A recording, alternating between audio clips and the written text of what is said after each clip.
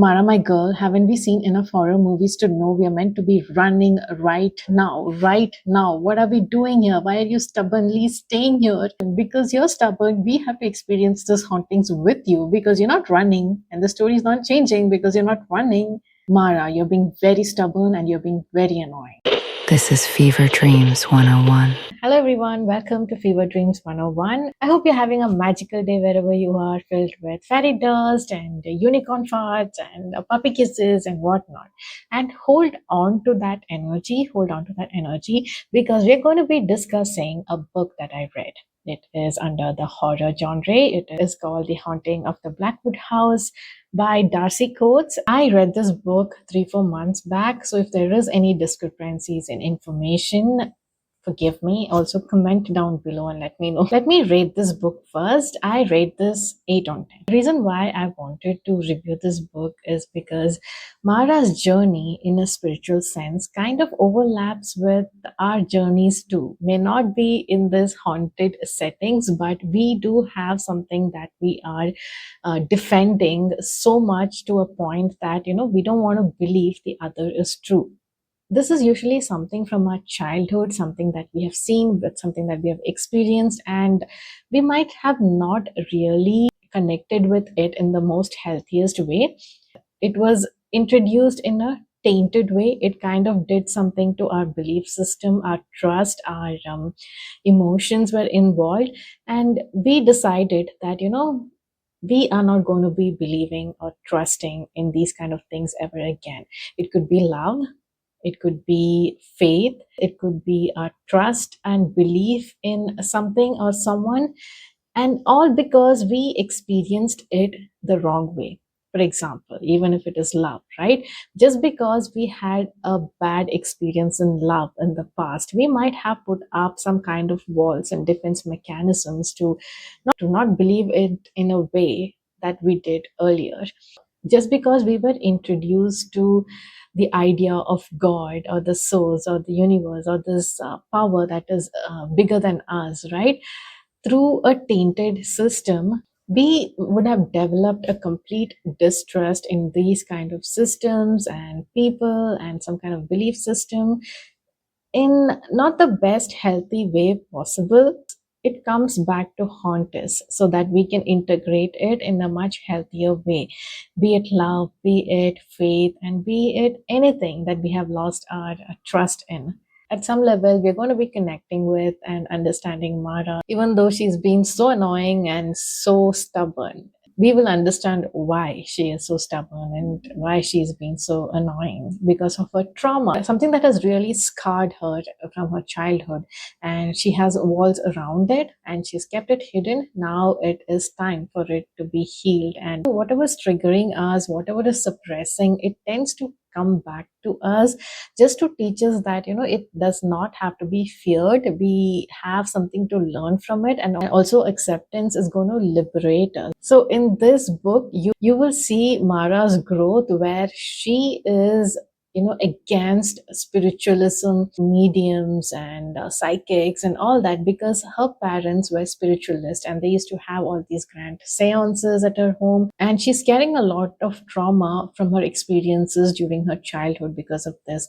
So they were living a very separate and different life from the people around her, from her classmates in school. So she is not invited to birthday parties or things like that. And also her parents were trying to instill in her that she is also a psychic, she is also very gifted, but at that age she was not ready. And also she got to see the theatrics of it all, where some things were really fake, and that didn't settle well with her. Then she decided, oh my god, everything is fake. There are no ghosts, there are no apparitions, there are no movements, there are no supernatural hauntings, nothing. Everything is a setup, everything is a fake. There is always a rational explanation to things, and she has been so against it since then. And she has left home. She decided she doesn't want to be associated with her parents, not talk to them. She lives this home and she's been away for the past 4 years. Through these episodes and experiences with the hauntings that happens in her life at the Blackwood house, what happens is she has to shed that defense mechanism. She gets to experience and see things that she has to believe in it because it is so very evident, and she integrates it in a healthier way. And now she also ends up being a medium. She is part of a ghostbuster team. The ending shows her being a part of a ghostbuster team, and it all looks good. Okay, if we don't acknowledge our fears and triggers, our life experiences will expose us to that and will force us to integrate it, and all for the good. The story itself begins with exposing her trauma. Mara is dreaming about something in the past, something in her childhood, where she is with a medium, with her mother, and the medium is telling her, "You are gifted," and some weird dreams. Okay, there is rain, there's thunder, and all that. And she wakes up from that dream, a bit staggered from the dream, but she's fine. She's happy because she is finally getting to move from this dingy apartment that she's been renting. She has saved up enough money to buy her own place, and she's so happy. She is meeting her boyfriend, who is Neil, who's very supportive, very handsome, supportive, and compassionate, and is always there for Mara. He is portrayed as such a person. Now, this is another reason why we find it difficult to rationalize with Nara during the hauntings, because there is this boyfriend, very supportive boyfriend, and there are these hauntings happening, and there is Mara being so stubborn. It would take someone who has gone through some psychological journey like this to actually understand Mara. Otherwise, we're going to be very, very annoyed with her because listen to your boyfriend, girl. Listen to your boyfriend. Listen to everyone else. Why are you rationalizing all these hauntings? Because these are not minor hauntings, by the way. I think this book would make a good movie adaptation. I really feel that. If you guys have read this, let me know what you guys feel. So Mara's here getting ready to go see her new place, and she's with her boyfriend. They're driving towards this place, and her realtor calls with a bad news that pisses her off. The house that they were looking at is no longer available. Someone else bought it. Mara is so pissed by this news. Of course, anyone would be in her situation. And now she has to find another place to stay. She doesn't want to go back to her old dingy apartment. She is not looking forward to doing that. She needs closure from that life, and she wants to move on into the next chapter. And here is somewhere that we can relate to Mara as well. The real life horror is much important than any other hauntings, right? Any other supernatural hauntings. I mean, we would consider it in Mara's situation. She's not working. I don't think she has a plan B. She is broke. She is separated from her parents. She has no contact with her parents at all, and she's basically doing everything by her own. She's like super independent. She wants to be super independent, and she also gets pissed off, like, if you try to support her too much. Neil takes over the call because Mara is pissed off, and he's also a smooth talker, and everyone seems to like him a lot. And yeah, so the realtor gives them another few options, but everything is out of a budget. Then in the end, a little reluctant, she kind of tells them about this Blackwood house, and it has got an history. She tells them that there is a history, and she asks, "Do you know this person?" She mentions a serial killer's name, and Neil happens to know. Everyone knows about this house, and everyone knows about the serial killer. So Mara is not thinking of making decisions based off what she has heard. She wants to really go check out this place. Neil is a bit uneasy, of course. A serial killer has occupied this house before. He has murdered people there, and that's what they say. That's what the locals are saying, and that is the history of the house. So these two head towards the house right away. And Mara is really surprised by the size of the house. It is so big, too good to be true in this price. Two-story house, so many rooms, and she is really like astonished and really quite taken aback. You know what? That's a steal deal, right there.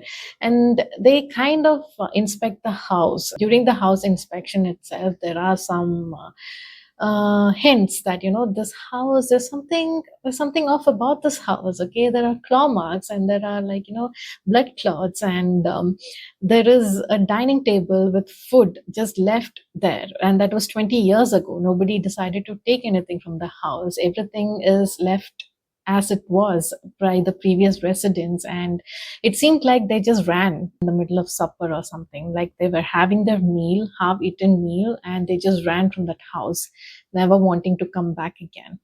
Mara decides, yeah, she wants to go ahead and buy this house. She is not going to give up on something like this just because of hauntings and all these supernatural stories. She had enough of that in her childhood. She is not going to base her life decision on such notions. And she also gets really triggered when the realtor tries to tell her the history of the place. And the realtor does say that, I'm legally and morally obliged to say this to you, that it comes from the history. People have experienced hauntings here, people have experienced footsteps and apparitions. It's been 20 years since anyone lived in this house. There has been deaths in this house. The famous axe murderer hung himself in this house. One of his victims escaped and he was going to get caught, so he hung himself here. So he has also died here. So this house comes with such dark history. Mara, do you still want to buy this house? She gets very triggered and she goes off, and also she gets embarrassed of her reaction. Something's happened there. She tries to explain things to her boyfriend that, there is always some kind of rational explanation to everything that is happening in this house, and I'm not going to let go of this house. Her boyfriend kind of makes peace with whatever she's trying to say because he wants to be supportive. So Mara is very happy now that she has this house. Also, mind you, she's like right away moving in. There is no electricity, there is no much signal, there is no Wi-Fi. The lease was over in her previous apartment, and she didn't want to stay at her boyfriend's place. It made her uneasy because they are very religious, and her boyfriend is very healthily integrated into this faith and religion and all that, but it made her a bit uneasy to stay there. So her boyfriend stays with his mom. His mom is coping with some trauma of her own, like of his dad's passing, and he has to take care of her and he has to be there for her. And that is one of the reasons why he cannot spend a lot of time with Mara, even although he really wants to. But the first night he stays there, he decides to stay there. And thank God, because Mara was not even ready with the basics when it comes to moving into that place. The hauntings start right away. There's no soft launch to the hauntings. It was just in your face, like hard launch right away, the same night. Okay. Mara is brushing her teeth. She's getting ready to go to bed.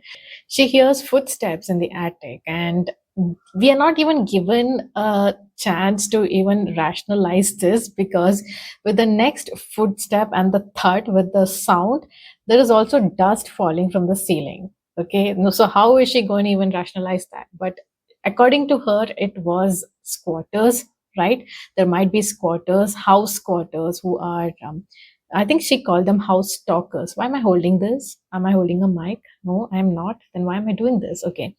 So, house stalkers who are in this house, who might be living in the attic, and squatters and whatnot. So, they decided to explore. They decided to explore the attic, and they didn't find anything or anyone. And the same night, Mara starts having dreams about some lady clawing at the door and asking her to run. The axe murderer is here, and a lot of creepy stuff on the first night itself. And the second night, she has to experience a lot of this by herself. Okay, she heard footsteps, she hears a child crying and whatnot, a lot of haunting episodes, and she had to deal with this by herself. She didn't want to. Once she had to like run out of the house because she saw someone jumping from the second floor or something, and she was outside and she was stuck outside in the house, and she was like, I think she was locked outside that night, and also she was scared to go into the house. Okay, at this point, she's already very much terrified of the house. Oh, one more interesting thing that happens here is she finds a photo of a great great grandfather who is like a spiritualist leader who is very well known, very famous. And she gets very pissed off. Why is this haunting me here? This is my house. Why is my past coming and seeping into my house? Why is this even in this house? Why is his photo even in this house, right? So something like this happens. Think what I remember is she has again some bad episodes in the house. I think she gets locked in the basement or she faints in the basement. Her boyfriend finds her there. A lot of hauntings. Okay, her boyfriend kind of does some research regarding this place, like what happened here. Her grandfather was a medium who was, I think, probably brought in to check this place, but he died here. He was killed by probably by the spirits of the ex-murderer himself. He was killed in this house.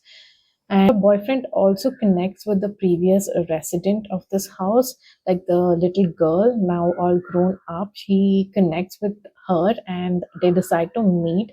And she tells her side of the story, why they left and all that. It's like what all they saw, what all they experienced, and the hauntings. But the boyfriend also does one more thing. Behind her back, her boyfriend connects with the medium. Okay, this is the highly sensitive subject and topic for Mara, but he goes ahead and does this because he is really scared. That house is like creeping him out. He is really scared for his girlfriend. He loves her, so he is really scared. He decides to call in some mediums, but Mara finds out and she's really pissed. And now they have a fight. They have a really bad fight, and he leaves. And now she's having a conversation with the medium, the two mediums that have come in. Again, supernatural things starts happening there. And she's not able to rationalize it anymore. Towards the end, when these mediums have come into the house, right, everything just heightens. The supernatural things heightens. The hauntings are a little out of control. It is manifesting physically, like she's being tied by a noose and by a rope, and she's hanging from the ceiling or something. And her boyfriend comes back right in time to save her. And a lot of poltergeist activities start happening in the house, and it is found that this malicious spirit of the serial killer is holding a lot of other spirits in the house as well. Finally, the medium kind of lets them free, and Mara is also there to experience this, and she gets to experience that psychic side of her through this experience. So finally, Mara gets to keep her house because the hauntings have ended and she is very happy. She does say that she can still feel the energy of the house every now and then, but it is not as strong as it was before when that axe murderer's spirit was still roaming about and claiming this house as his own. In the end, we see Mara renting out two of the rooms in her house to her Ghostbuster friends that she has made. And in the end, she also becomes a medium and she joins them in their endeavors and adventures. So, yeah, that is it about the book. I don't know if I made a good review. I have not done this before and I'm not really good at coherently speaking to the camera. So, yeah, let me know what you think about this book. I would give it a 8 on 10. I would also like to see this as a movie or a series or something. Recently, I read another book, which was The Chemistry of Death. It was recommended by a friend. And yeah, I like that too. It was a good read. The narration was in the perspective of the forensic anthropologist, and I really did enjoy reading that. It is a good read. It is a good read. I would give it a 7 on 10. And I would give this book a 8 on 10. So let me know like if you guys have read this book or if there is any book that you would recommend to me. I am looking for horror and crime thrillers which are good. And none of those gory stuff, please. I don't want to read those. I think I was reading a book called The Summer I Died, and it was meant to be a thriller. And I thought, when is it going to start? Because everything seemed to be so slow and taking off so slow. And I decided to check the review. And yeah, I think it is like torture and gore and slashing and captivity and all that. I don't want to read that. I'm okay with ghosts. I don't ghosts. I don't want to see human torture. But thriller is fine. Any other thriller is fine. So yeah, let me know which book have you read recently that you have liked. I'm not going to say that I'm a voracious reader or something. I haven't read books in ages. It's been so long since I binge read books. When I was young, I used to do it a lot. Dive into different stories, like I was living in that story, and I used to binge read books a lot. And it is a shame that I haven't written reviews about the books that I've read out. Nor do I have a list of books that I have read. And if you have experienced traumatic episodes in your life, you tend to forget a lot of things from that timeline. And if you keep experiencing traumatic things in your life, a lot of things are going to just get erased. Okay. Make sure you have it in some form where it will trigger your memory. Because sometimes, when I look at some photographs, I know that, not everything was bad. There were some good times too. And unfortunately, I cannot remember either. I think it's my brain's mechanism to, like, not feel that pain or that trauma anymore. That's why I want to, like, not hesitate and document whatever, even making this video, right? I want to do that because I want to see glimpses of me. It might trigger something good, right? So that is that. And I shall see you in another video. Okay, bye bye.